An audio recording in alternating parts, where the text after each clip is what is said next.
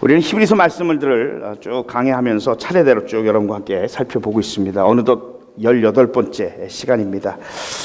보통 이제 구약에서 한 권 강해를 하고 나면 그 다음에 신약에서 한 권 이렇게 책을 정해서 강해를 하고 있습니다. 그래서 이제 책 하나가 이제 거의 끝나갈 때가 되면 그 다음 강해할 책들을 이제 보면서 설교를 미리 좀 준비하는데, 강해 설교의 첫 번째 준비는 다른 거 아니고 1장부터 마지막 장까지 한 10번 정도 깊이 숙고하면서 읽는 일부터 시작이 됩니다.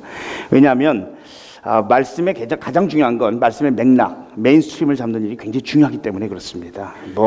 참고서들이 많이 있지만 사실 이 참고서가 중요한 게 아니고 내게 주신 하나님의 분명한 말씀이 중요하기 때문에 그렇고요.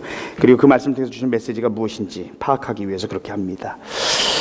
히브리서를 쭉 1장부터 차례대로 쭉 읽어가다 보면 사실은 히브리서의 굉장히 중요한 클라이막스를 이루고 있는 게 어디냐 하면 9장입니다. 9장.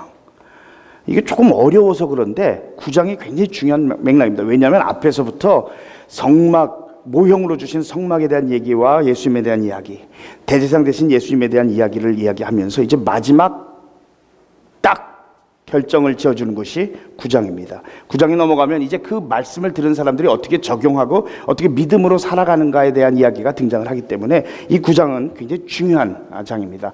9장 중에서도 사실은 오늘 여러분과 함께 읽은 이 15절 말씀은 찐빵의 안고 같은 역할을 합니다. 단일 금식인데 또 안고 얘기해가지고 죄송한데 어쨌든 하여튼 굉장히 중요한 구절이 오늘 우리가 함께 읽었던 이 15절입니다.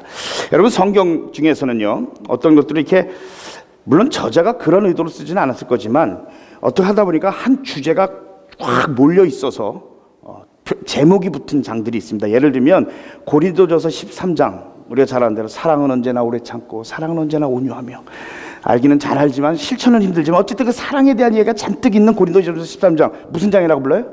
사랑장, 그렇게 부릅니다. 히브리서 말씀을 쭉 진행해 가다 보면 히브리서 11장에 들어가면 믿음은 바라는 것들의 실상이요 보지 못한 것들의 증거니, 그러면서 믿음의 사람들에 대한 얘기가 쫙 등장합니다. 히브리서 11장은 무슨 장이라고 불러요?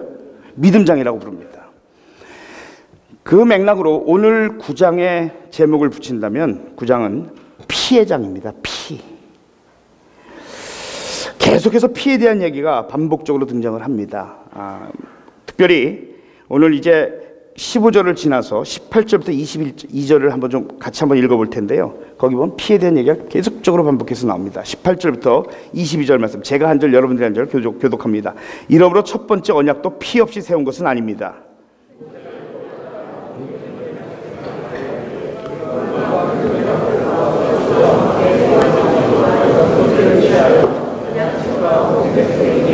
이것은 하나님께서 여러분에게 명하신 언약의 피입니다 하고 말하였습니다. 정식으로는 그의 장막과 제사의 의식에 쓰이는 모든 기구들, 율법에 따르면 거의 모든 것이 피로 깨끗해집니다. 그리고 피를 흘림이 없이는 죄를 사함이 이루어지지 않습니다. 아주 피바다예요. 계속 매절마다 피에 대한 이야기가 계속해서 반복해서 등장을 합니다. 특별히 18절 우리가 처음 읽었던 구절 보니까 이러므로 첫 번째 언약도 피 없이 세운 것은 아닙니다. 두 번째 언약이란 예수님께서 십자가에 달려 죽으셔서 우리와 언약을 맺으신 십자가의 언약이에요. 이거는 피 흘림의 언약인 건 분명한데, 첫 번째 언약은 모세가 시내산에서 받아서 맺은 그 시내산 언약이 왜 피의 언약이냐, 그거에 대한 내용이 쫙 등장합니다. 그래서 첫 번째 언약도 피 없이 세운 것은 아닙니다. 이 말이 뭐냐면 첫 번째 언약, 그 언약조차도 피 없이 세운 언약이 아닌데 그 상징적인 피 말고 두 번째 언약은 완전하고 의로운 예수 그리스도의 피로 맞은 언약이다, 그 뜻입니다. 그러면서 첫 번째 언약에도 완전한 피 흘림이 있다라고 얘기하는데 왜 피 흘림이 필요하냐, 22절에 보니까 결론적으로 얘기하고 있는 것이 뭐냐, 피를 흘림이 없이는 죄를 사할 수 없다, 그겁니다. 피를 흘림이 없이는 죄를 사할 수 없다. 제가 오늘 아는 한 분이 저희 교회 나오시던 분인데, 이분이 고난주간에 금요일 되면 성금요일 굿 프라이데이 서비스가 있는데 그 예배 때 패션 오브 크라이스트라는 영화를 조금 이렇게 핵심 부분을 이렇게 해서 한 3분 4분 정도 방영을 했던 적이 있었어요. 끝나고 이분이 와가지고 굉장히 기분 나쁜 표정으로 제발 부탁이니까 그런 것 좀 보여주지 말라고 그래요. 그러면서 뭐냐면 비위가 약해가지고 그러면 너무 승질나고 아주 비위가 약해가지고 피 얘기만 하면 죽겠다고 그래서 피 얘기 말고도 할 얘기가 얼마나 많은데 왜 자꾸 피 얘기만 하냐고. 성찬식 때 포도주를 어떻게 먹나 모르겠어요. 근데 어쨌든 그래서 참 죄송하지만 그럴 수 없는 이유가 뭐냐면 피 흘림이 없이는 사함이 없다. 성경 우리에게 그렇게 이야기하고 있어요.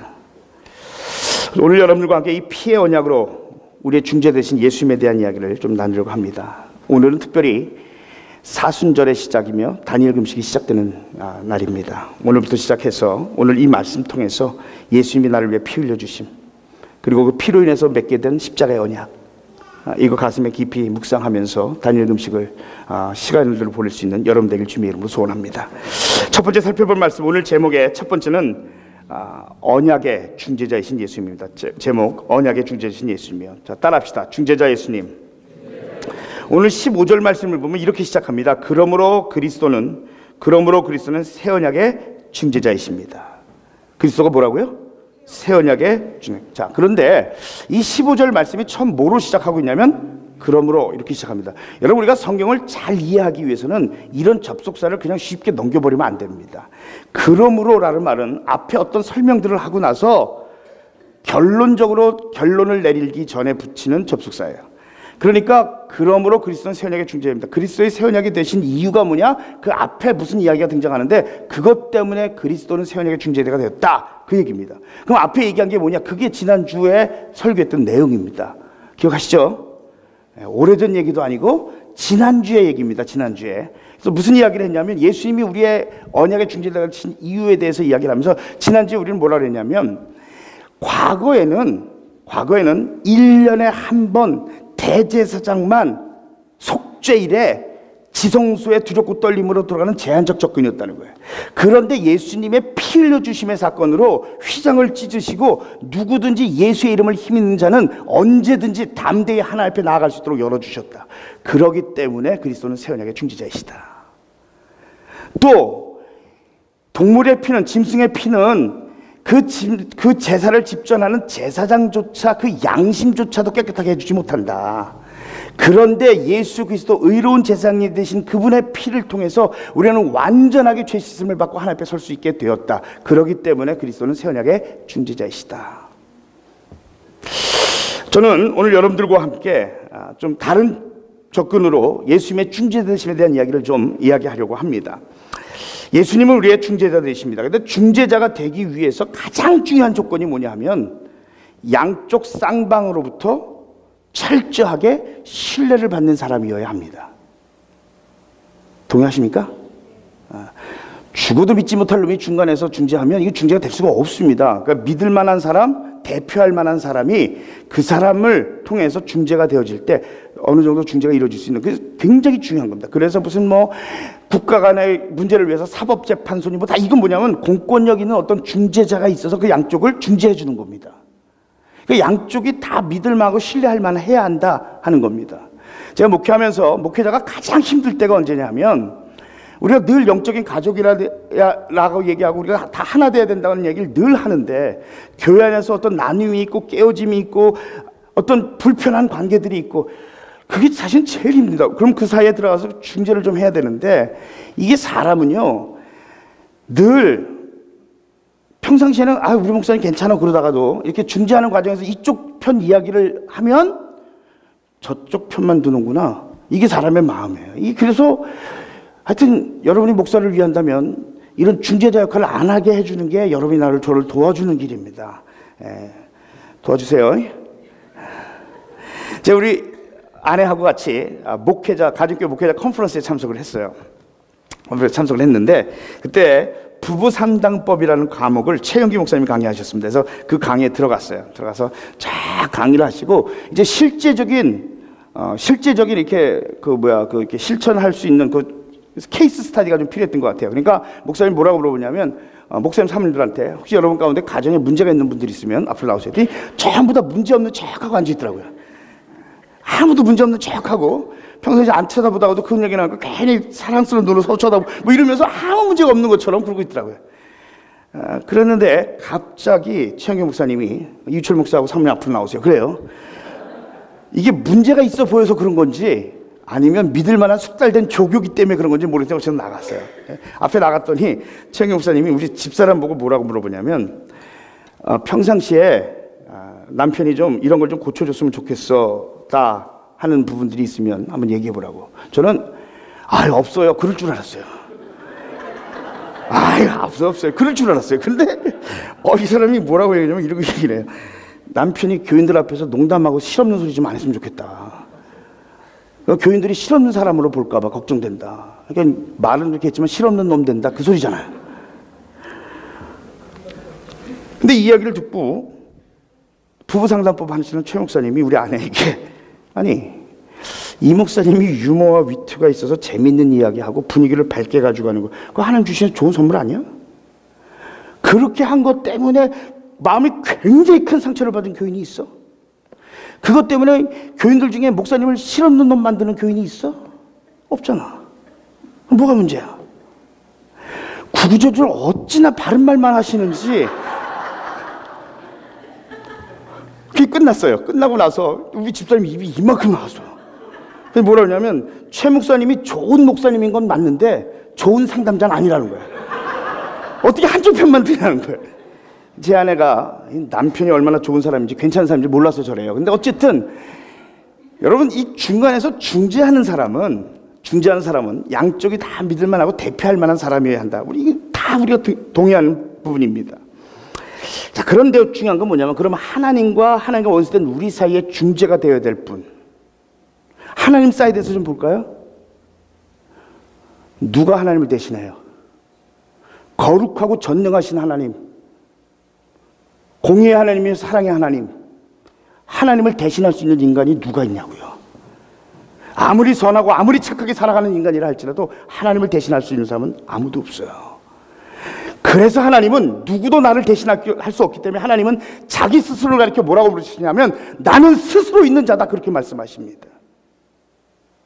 하나님을 대표할 수 있는 사람, 하나님을 대신할 수 있는 사람은 하나님 스스로 당신밖에 없으세요. 그렇기 때문에 창조의 순간부터 계셨던 성부, 성자, 성령 하나님 중에 제2위이신 성자 하나님이신 예수님, 그분이 하나님이시기 때문에 하나님 사이드에서 보면 유일하게 하나님을 대표할 수 있는 유일한 분은 성자 하나님이시기 때문에 그분이 중재자로 하나님과 우리 사이에 중재자가 되어주신 거예요. 오직 예수 외에는 안 되는 이유가 뭐냐면 누구도 하나님을 대신할 수 없기 때문에. 니케아 종교회의에서 아리우스파가 이단으로 정죄받았어요. 그 이유는 뭐냐면 예수님도 피조물이라는 거예요. 예수님은 하나님이 아니라는 거예요. 근데 이 이단 사상은 역사를 살펴보면 끊임없이 이단들이 계속적으로 공격했던 게 뭐냐면 예수님의 신성을 부인하는 거였어요. 여호와의 증인 가장 대표적인 건 하나님의 신성을 부인하는 거예요. 몰몬교회 복잡하긴 하지만 그 안에 들어가면 다신교적인 요소들을 가지고 있으면서 결국은 예수님만의 신성, 이걸 부인하는 거예요. 수입된 이단뿐이 아니에요. 신토불이 이단들도 마찬가지예요. 한국에서 파생한 이단들 중에 대부가 누구냐면 통일교회라고요. 통일교회에서 주장하는 게 뭐예요? 예수님의 신성을 부인하는 거예요. 시대마다 하나님은 사람을 일으켜서 그 시대를 이뤄간다는 거예요. 그 사람들 주장에 의하면. 그 예수의 시대 때 예수가 일어났지만 완성하지 못하고 십자가에 져서 죽었다는 거야, 억울하게. 그래서 이 시대를 구원하기 위해서 예수, 그에게 주셨던 영이 임했는데 그게 누구에게 임했냐? 하필이면 문선명에게 임해가지고. 그렇게 주장하는 거예요. 예수님의 신성이 부인되는 거예요. 그 영향을 받은 하여튼 쪼무레기들도 다 그 얘기를 하는 거예요. JMS도 마찬가지고 한국에서 큰 물의를 일으키고 있는 신천지도 마찬가지예요. 근데 여러분, 신성을 부인한다는 건 이건 굉장히 두려운 얘기예요. 우리가 우리 스스로 하나님 앞에 나아갈 수 없는 존재들이에요. 그렇기 때문에 누군가 중재자가 필요하다는 거예요. 근데 예수님이 하나님이 아니라면 하나님과 우리 사이에 아무도 중재자가 될 수 없다는 얘기예요. 그럼 우리는 멸망받을 존재들, 하나님 앞에 나설 수 없는 존재들이 되는 거예요. 버려진 고아 같은 존재들이 되는 게 그 얘기라고요. 하나님의 신성, 예수님의 신성을 부인한다는 건 얼마나 두려운 얘기인지 모른다는 거예요. 그래서 이단들을 보고 있으면 성경에서 하신 말씀 가운데 자기도 천국에 들어가지 않으면서 남도 천국에 들어가지 못하게 하는 자, 삐뚤어지고 엉터리 같은 사상 가지고 예수님의 신성을 부인하는 거, 여러분 이게 얼마나 두려운 얘기인지 몰라요. 여러분, 예수님이 하나님이신 그분이 하나님과 죄인된 우리 사이에 하나님이신 그분이, 그래서 하나님을 대표할 수 있는 그분이 하나님과 우리 사이에 중보가 되어주신 거예요. 근데 그 중보가 되기 위해서는 하나님 사이드만 돼서는 안 되고 우리 인간 사이드에서도 돼야 되잖아요. 초월에 계신 하나님, 멀리 계신 하나님, 그저 잘 하나 지켜만 보는 하나님이라면 우리의 중보가 어떻게 될 수 있겠어요? 하나님이신 그분이 인간의 몸을 입고 이 땅에 오셔서 우리의 슬픔과 우리의 아픔과 우리의 고통들을 100% 이해하시고 100% 아시는 그 하나님이신 그분, 인간의 몸을 100% 인간의 몸을 입고 이 땅에 오신 그분. 그런데 인간을 대표하기 위해서는 그냥 우리를 100% 이해한다, 그것만 가지고는 안 된다는 거예요. 왜냐하면 하나님과 우리 사이에 문제가 생긴 게 뭐 때문이에요? 죄 때문이잖아요. 죄 때문에. 죄 때문이잖아요. 그래서 주님은 이 죄의 문제를 해결했어야 됐어요. 인간을 대표할 수 있는 누군가 선하게 산 인간이라 할지라도, 제사장이라 할지라도 짐승을 잡아서 그 양심조차 깨끗하게 할 수 없는 게 인간인데 누가 인간 중에 누가 다른 사람의 대속이 될 수 있겠냐고요. 그건 말도 안 되는 얘기지. 인간의 몸을 입고 오셨지만 하나님이신 그분, 죄 없으신 그분, 공의로우신 그분, 그분이 자기 몸을 찢어서 자기의 피를 흘려서 우리를 대신해서 죽으셨고 죄의 문제를 일순간에 해결하심을 통해서 하나님과 우리 사이 중보자가 되어주셨다는 거예요. 성경이 왜 끊임없이 오직 예수라고 얘기하냐면 누구도 이 역할을 대신할 수 없기 때문에 그래요. 하나님이신 그분, 하나님의 대표이신 그분이 인간의 몸을 입고 인간을 대신해서 죽으심으로 하나님과 원수된 인간 사이에 중보가 되어주셨다. 저는 오늘 이 말씀을 준비하면서 이 한 단어, 중재자라는 이 단어 하나 때문에 가슴이 얼마나 먹먹해졌는지 몰라요. 이 중재자라는 이 단어 하나에 우리를 향한 희생적인 피 흘리신 예수 그리스도의 십자가의 모습이 담겨 있는 거예요. 이 중재자의 모습에 도무지 이유를 알 수 없을 만큼 감당할 수 없는 하나님의 은혜가 담겨 있는 것이 중재자라는 단어예요. 누구도 그 일을 대신할 수 없어요. 하나님이시고 인간의 몸을 입고 오신 예수님이시기 때문에 하나님과 죄인된 인간 사이에 중재자가 되어주신 거예요. 따라해 보십시다. 오직 예수만이 나의 중재자이시다. 여러분이 주님 깊이 묵상하고 정말 주님 앞에 가까이 다가갈 수 있는 이번 다니엘 금식 기간이 되길 주님의 이름으로 소원합니다. 두 번째 우리가 살펴볼 것은 뭐냐면 주님은 구속해 주시는 예수님이라는 거예요. 따라합시다. 구속해 주신 예수님. 이거는 사실은 첫 번째, 두 번째, 세 번째 다른 개념이 아니고요. 하나님이 우리의 중재자 되신다. 근데 그 하나님이 중재자 된다는 개념이 뭐냐? 인간 사이드에서 얘기할 때는 구속해 주신 예수님이라는 예거라는 거예요. 그러니까 중재자가 되셨다는 의미는 우리를 구속해 주신 분이시다. 그것이 두 번째 주제인 구속해 주시는 예수님입니다. 11절 말씀을 좀 계속 볼까요? 11절 말씀이 이렇게 말합니다. 그리스도는 새 언약의 중재자이십니다. 근데 중재자가 되신 그분이 하시는 일은 첫 번째 언약 아래에서 저지른 범죄에서 사람들을 구속하시기 위하여 죽으심으로 그랬습니다. 근데 이 말씀 보면서 좀 이상하지 않아요? 지난주부터 자꾸 이상하냐고 물어보는데 이상한 거 하나도 없는데, 그죠? 여기 말씀이 뭐라고 하냐면 첫 번째 언약 아래에서 저지른 범죄, 그렇게 얘기하고 있다는 거예요. 첫 번째 언약이 뭐예요? 율법이잖아요. 율법. 그럼 율법 아래에서 저지른 범죄에 대해서 구속하셨다. 누구를 구속하셨다는 얘기예요? 유대인들, 이방인들. 왜 대답을 안 해? 유대인들, 이방인들. 그러면 유대인들을 왜 이렇게 썼을까? 첫 번째 언약 아래에서 저지른 범죄, 모든 죄에 대해서 구속하시기 위하여, 이렇게 쓰면은 유대인도 포함하고 이방인도 포함하고 모든 인류를 포함할 텐데 뭐라고 하면 첫 번째 언약 아래에서 저지른 범죄에서 사람들을 구속하시기 위해서, 그렇게 얘기하고 있다는 거예요. 그러면 이방인 안중에도 없다는 얘기냐? 어떤 주석학자들은 이걸 쓰면서 히브리인들에게 보내는 편지기 때문에 그렇게, 아니 복음이 코에 걸면 코걸이, 귀에 걸면 귀걸이도 아니고 유대인들한테 얘기할 때는 이렇게 하고 이방인들한테는 또 다르게 하고 그렇게 할 수 있다는 거예요. 그게 아니고 이 말이 지금 무슨 얘기냐면, 이 말은 유대인과 이방인들 전체 인류를 얘기하는데 그 대표로 세운 사람이, 이 말은 다시 말하는 거예요. 율법이 없는 것은 없는 상태에서 죄를 지은 것은 말할 것도 없을 뿐더러 너희는 율법을 가지고 있다면서도 죄를 지은 거 아니냐. 로마서에 보면 이 말씀을 이렇게 풀어놨습니다. 하나님께서 사람을 차별함 없이 대하시기 때문입니다. 그리고 율법을 모르고 범죄한 사람, 누굴 얘기해요? 이방인. 율법과 상관없이 망하는 거예요. 범죄한 거예요. 또 율법을 알고 범죄한 사람 누구예요? 유대인. 그들은 율법을 따라 심판해. 그 양쪽이 다 어떻게 된다는 거예요? 쫄딱 망한다는 거예요. 양쪽이 다 망한다는 거예요. 그 멸망 가운데서 구원해 주신 것이 예수 그리스도의 십자가의 사건이라는 거예요. 그러니까 지금 여기서 얘기하는 거는 유대인들만을 이야기하는 것이 아니라 율법을 가지고 있다고 하는 너희들조차도 그 얘기입니다. 지금 너희들조차도 범죄하여서 그것을 구속하시고 대속하기 위해서 주님께서 오셨다. 그런데 구속한다, 죄로부터 우리를 구원하는 걸 얘기하죠. 그럼 도대체 죄가 뭐냐 하는 겁니다. 처음 있는 사람들한테는 이 죄에 대한 개념이 좀 어려워. 우리 생명삼에 지금 두 번째 주 들어가는데 지난 수요일에 딱 죄에 대한 얘기를 나눴어요. 죄가 뭐냐 하는 거예요. 죄는 내가 하나님 노릇하는 게 죄예요. 죄는 하나님의 목적 상관없이 내 목적대로 살아가는 게 죄예요.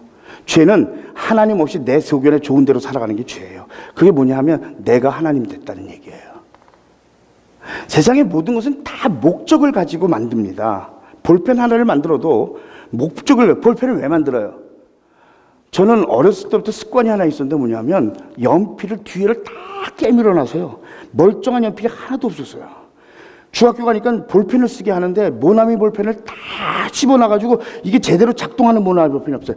저는 씹기 위해서 볼펜을 사냐고 우리 어머니는 늘 저는 얘기인데 볼펜의 목적은 씹기 위해서 사는 게 아니잖아요. 볼펜 목적은 쓰려고 사는 거잖아요. 새 볼펜 샀는데 안 써지면 가서 교환하든지 확 버려버려야 된다고요. 하나님이 우리를 이 땅에 분명히 목적을 가지고 보내셨다는 거예요. 근데 그 목적대로 행하지 않고 나 좋은 대로 행하는 거, 이건 뭐냐, 하나님 무시하는 거예요. 그게 죄예요. 하나님이 인정되지 않는 거, 하나님이 없이 살아가는 거, 하나님이 주인 되지 않는 거, 내가 하나님 노릇하는 거, 이게 죄라는 거예요. 여러분, 최초의 범죄의 현장인 에덴 동산에서부터 이건 늘 있었던 거잖아요. 뱀이 와서 하와에게 뭐라고 말하냐면 일단 한번 잡숴봐. 선악과 일단 한번 잡숴봐. 그럼 어떻게 된다고? 눈이 밝아져도 하나님처럼 될 거야. 그런 거야. 그러니까 그 말을 듣고 일단 한번 잡숴봤다가 쫄딱 망한 거잖아. 그게 뭐냐면 뭐라고 꼬시냐면 너도 하나님이 될 거야. 너도 하나님 된다는 거예요. 이게 유혹이에요. 우리가 우리 인생 속에 야, 네 인생은 네 거야. 하나님, 네 목적대로 살아봐. 하나님 무시해. 괜찮아. 이 세상 가운데 하나님이 어디 있어? 눈에 보여? 그냥 네 맘대로 살면 돼. 내가 하나님 노릇하고 살아가는 거, 하나님 목적이 아닌 내 목적대로 살아가는 거, 그게 죄라는 거예요.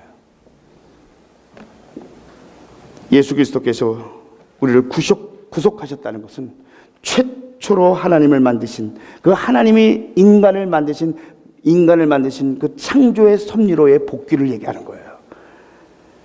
죄의 올무에서 이제 벗어나서 내가 아니라 하나님이 중심이 되는 삶을 살아가는 거, 내가 아니라 하나님의 목적을 가지고 살아가는 거, 이걸 구속이라고 얘기하는 거예요.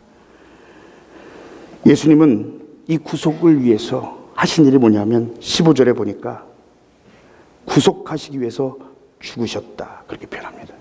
구속하시기 위해서 죽으셨다. 다른 방법이 없기 때문에, 그 범죄를 어떻게 씻을 수 있는 방법이 없기 때문에, 우리를 창조의 섭리로 돌이킬 수 있는 방법이 없기 때문에 예수님이 십자가 달려 죽으심으로 우리를 구속하셨다.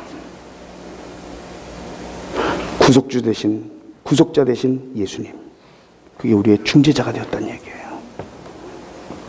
마지막 세 번째는 상속해 주시는 예수님입니다. 상속한다라는 거예요. 상속한다. 따라합시다. 상속해 주시는 예수님. 구속주가 되어주는 게 우리 사이드 얘기라면 상속할 걸 가지고 있다가 준비해 두신 건 하나님 사이드의 얘기예요. 여러분, 하나님께서 인간을 창조하실 때부터 하나님은 영원한 유업을 누리며 하나님과 살아가도록 창조하셨어요. 유업이란 말이 잘 안 쓰는 말이라서 안 믿는 분들이 조금 힘들 수 있고, 또 처음 신앙생활 하는 사람은 유업이 뭐야 그럴 텐데, 이렇게 얘기하면 마음이 화가 날 거예요. 유산. 아버지가 유언장을 만들어 놨어요. 내가 죽고 나면 내 모든 재산은 네 거다. 그러면 아버지가 돌아가시고 나면 물려받는 그걸 뭐라고 불러요? 유산이라고 부르죠. 유산. 자, 그런데 우리는 범죄함으로 인해서 하나님이 주시기로 약속하셨던 이 유업을 요구할 수 없는 가운데 살아가던 것이 우리들의 모습이었다는 거예요. 근데 예수님이 십자가에 달려 죽으심으로 우리의 중재자가 되어주심으로 다시금 예수 그리스도의 피의 능력으로, 예수 그리스도의 보혈의 능력으로 우리는 주님 하나님 앞에 당당히 하나님의 유산을 받을 만한 존재로 회복되었다. 그 얘기를 하고 있는 거예요. 오늘 그래서 16절과 17절 보면 정확하게 이렇게 표현합니다. 유언의 효력을 논의하는 경우에는 유언한 사람이 죽었다는 확인이 꼭 필요합니다. 유언이라는 것은 유언한 사람이 죽어야만 효력을 냅니다. 유언한 사람이 살아있는 동안에는 유언은 아무런 효력이 없기 때문입니다. 예수님이 얼마나 많은 이야기를 하셨어요. 나는 길이요 진리요 생명이라고 말씀하셨고요. 주님께서 수고하고 무거운 짐자 다 내게로 오라 말씀하셨고요. 그 많은 이야기를 하셨는데 그 많은 것들이 어떻게 효력을 발생하느냐. 하나님 우리로 하여금 풍성한 삶을 얻기를 원하시는데 어떻게 풍성한 삶을 얻을 수 있느냐. 유언이에요, 유언. 그 일들이 우리 삶 가운데 이루어지게 하기 위해서 주님이 하신 일은 자기 몸을 찢어 십자가에 피 흘려 죽으심이에요. 여러분 이걸 생각하면 도대체 내가 뭔데? 내게 영원한 생명, 영원한 유업을 주시기 위해서 주님이 선택한 일은 자기 몸을 찢는 일이었어요. 십자가에 죽으시는 일이었어요. 내가 받을 형벌을 대신 받는 것이었어요. 그렇게 해서 하나님께서 약속하신 유업을 우리에게 주시겠다는 거예요. 뭐 한 게 있다고? 그렇잖아요? 유업 얘기하면 아유 참 좋기도 하지만 하여튼 죄송하지 않아요? 내가 뭔데? 하나님 나를 그렇게 사랑하셔서 내게 유언을 주시는 거야. 근데 우리가 놓치지 말아야 될 게 한 가지 있어요. 15절 말씀을 좀 보시면 유업을 주시긴 주시는데 무슨 유업이라고 말하냐면 영원한 유업 그렇게 말합니다. 영원하다는 것은 끝이 없는 거예요. 끝이 없는 거예요. 그럼 이게 뭘 얘기하는 걸까? 이 세상의 모든 것들은 다 끝이 있잖아요.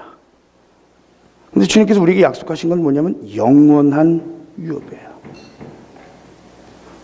그 영원하다는 것은 끝이 없는 걸 얘기해요.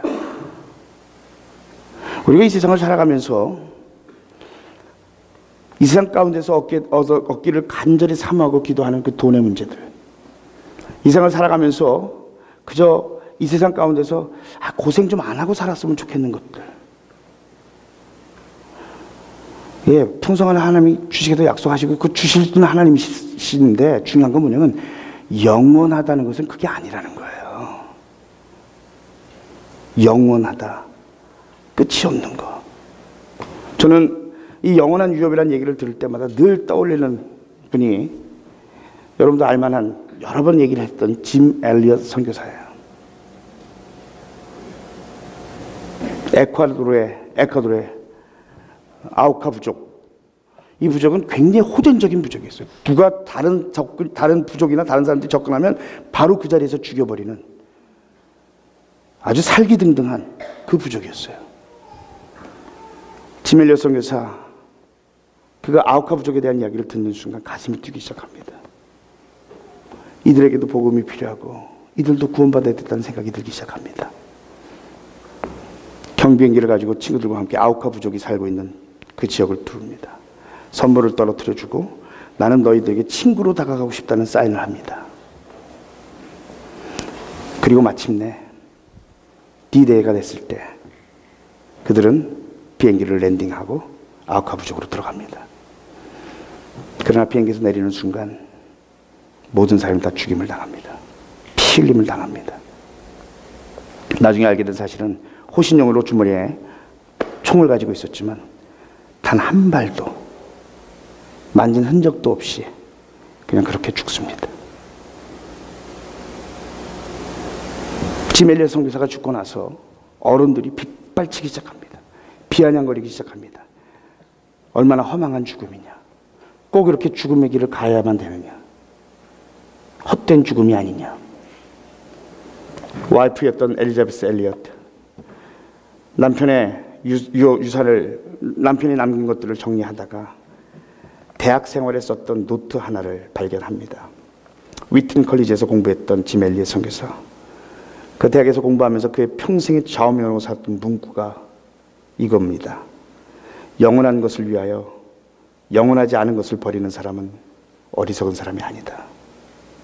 무엇이 영원한 것이고 무엇이 영원하지 않은 것이냐. 결국 아내인 엘리자베스 엘리엇은 남편이 피 흘린 그것을 또 사랑하는 마음을 품고 아우카 부족으로 여자의 몸으로 다시 들어갑니다. 근데 아우카 부족에게는 아주 희한한 관습이 있었는데 여자를 다치게 하는 것은 비겁한 사람이다. 그래서 엘리자베스 엘리엇이 들어가서 거기서 복음을 전하기 시작하고 부족 전체가 주님께로 돌아오는 놀라운 역사가 일어납니다. 무엇이 영원한 것이고 무엇이 영원하지 않은 것일까요? 여러분, 영원한 것을 버려서 영원하지 않은 것을 붙들고 있지는 않습니까? 주님은 우리의 중재자가 되어주셨어요. 우리에게 약속하셨던 영원한 유업을 주시겠다고 약속하시고 그것을 그리스도의 피로 말미암아 우리는 얻게 되었어요. 말씀을 정리하면서 우리가 분명히 붙들어야 될 게 뭐냐면 우리의 중재자가 되신 예수 그리스도, 하나님이신 그분이 인간의 몸을 입고 오셔서 양편의 모든 것들을 만족하신 후 십자가에 달려 몸을 찢고 피 흘려서 죽어주심으로 죄에서 우리를 구속하셨고 우리로 하여금 영원한 유업을 가질 수 있게 하셨다. 주님께서 우리가 하나님 앞에 설 때 분명히 물으실 겁니다. 나 너를 위해서 몸 버려, 몸 찢어, 피 흘려 너에게 영원한 것을 주었다. 네가 이것이 소중하다면 세상을 살아가는 동안 넌 뭐 하다 왔니? 이 다니엘 금식 기간 동안 좀 주님을 묵상합시다. 깊이 생각합시다. 그 은혜를 느낍시다. 그리고 주님과 동행하는 삶을 살기로 결심하는 복된 예단 성도들 되어줄 수 있기를 주님의 이름으로 축원합니다. 기도하십시다. 사랑의 아버지 하나님,